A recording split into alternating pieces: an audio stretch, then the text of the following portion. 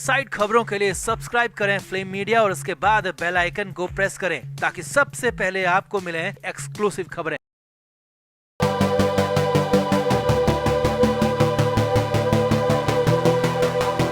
शिल्पा शेट्टी के पति राज कुंद्रा अब तक खुद को बेकसूर बताते रहे। राज कुंद्रा के करीबी लोग भी उनका बचाव करते रहे, कहते रहे कि कुंद्रा का गंदी फिल्मों के धंधे से कोई वास्ता नहीं है। लेकिन यहाँ तो राज कुंद्रा ने खुद ही सब कुछ उगल दिया है। जी हाँ, राज कुंद्रा ने तोते की तरह सब कुछ बोल दिया है। मुंबई पुलिस के सामने सारे राज पर्दाफाश कर दिए और बड़ी बात यह है कि हर रोज लाखों का लेन देन होता था। कई जगहों से रूट करके पर्सनल खाता यानी कि शिल्पा शेट्टी और राज कुंद्रा के घर तक ये पैसा पहुंचता था। और इतना ही नहीं, बड़ा खुलासा ये भी हुआ है कि 3 व्हाट्सएप ग्रुप के जरिए ये पूरा गंदा धंधा चल रहा था और इतने शातिर अंदाज में सब कुछ होता था कि पुलिस भी चकमा खा जाए। मगर यहाँ तो राज कुंद्रा पुलिस की सख्ती के आगे टूट गया और सब कुछ साफ साफ बता दिया।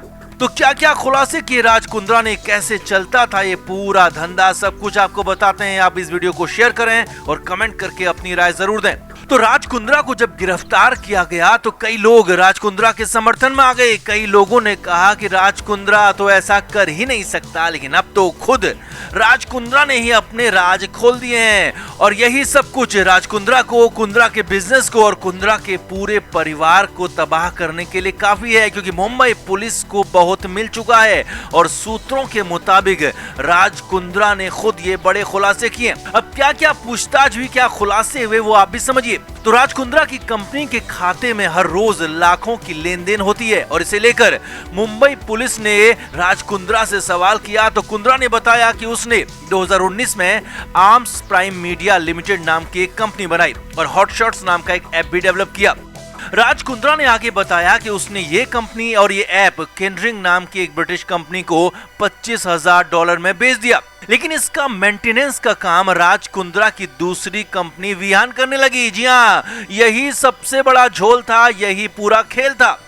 राज कुंद्रा ने बताया कि हॉटशॉट्स ऐप और उसकी मीडिया कंपनी का सारा मेंटेनेंस उनकी कंपनी विहान करती थी और इसी मेंटेनेंस के लिए हर रोज पैसे आते थे और एक नहीं बल्कि कंपनी के 13 खातों में ये पैसे आते थे और हर रोज लाखों रुपए का ट्रांजैक्शन होता था, यानी कि हर रोज लाखों रुपए इधर से उधर होते थे।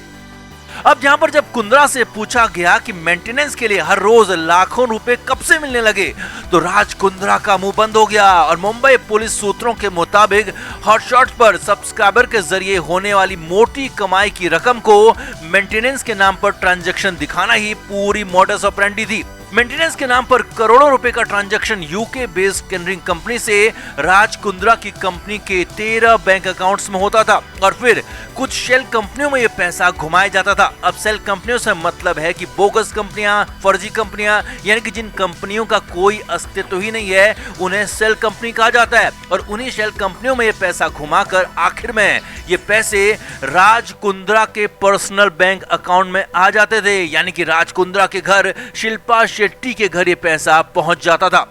आगे देखिए, सूत्रों के मुताबिक राज कुंद्रा ने ही पूछताछ में खुलासा किया है कि 3 व्हाट्सएप ग्रुप के जरिए ये पूरा धंधा ऑपरेट हो रहा था और कहीं कोई कंटेंट को चोरी न कर ले, कहीं कोई अपने ऐप में ना डाल दे, इसके लिए बाकायदा एक लीगल टीम तक तैयार की गई थी। अब वो व्हाट्सएप ग्रुप कैसे थे, उनमें क्या होता था, वो भी समझिए। तो एनबीडी के मुताबिक गंदी फिल्मों के इस धंधे का पहला ग्रुप था एचएस अकाउंट, जिसमें खुद राज कुंद्रा हॉटशॉट्स ऐप के कंटेंट, सब्सक्राइबर, पेमेंट, ट्रांजैक्शन और गंदी फिल्मों के बिजनेस के प्रॉफिट से जुड़े हुए थे, यानी कि पहले ग्रुप में यही सब कुछ होता था।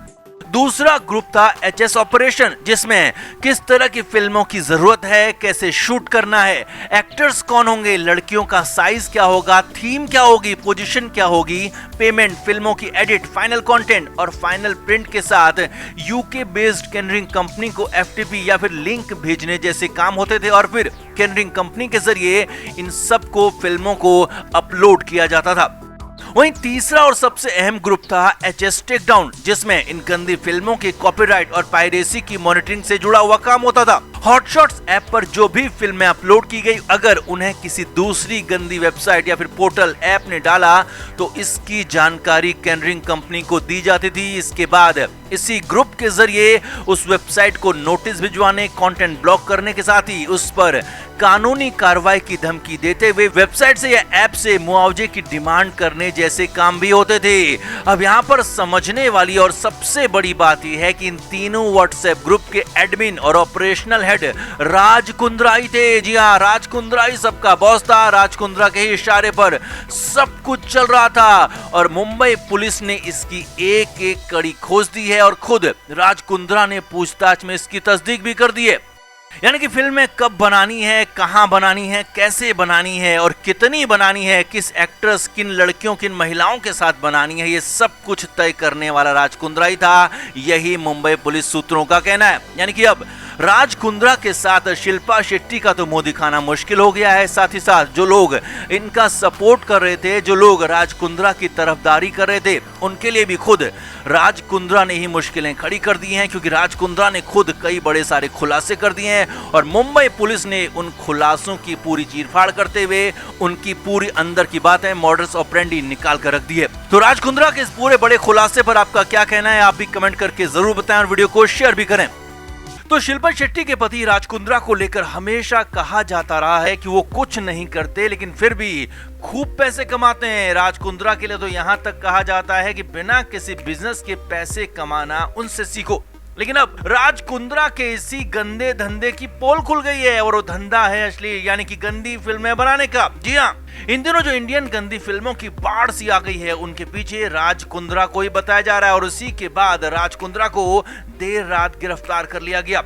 अब आगे बढ़ने से पहले आपको बताते हैं कि आखिर राज कुंद्रा पर आरोप क्या है। राज कुंद्रा पर आरोप है कि वो बंगले, रिजॉर्ट और घरों को किराए पर लेते हैं और वहां अपनी गंदी फिल्मों की शूटिंग करते हैं। इतना नहीं, आरोप है कि राज कुंद्रा ने अपने भाई के साथ मिलकर ब्रिटेन में कंपनी रजिस्टर की है और उसी कंपनी के जरिए इस पूरे धंधे को ऑपरेट किया जा रहा है। आरोप ये भी है कि राज कुंद्रा वी ट्रांसफर के जरिए इन गंदी फिल्मों को दूसरे देश भेजता है और आरोप ये भी है कि इसके बाद इन फिल्मों को कुछ वेबसाइट और कुछ एप्स पर अपलोड किया जाता है और वहां पर यूजर से इन्हें देखने के लिए पैसे लिए जाते हैं।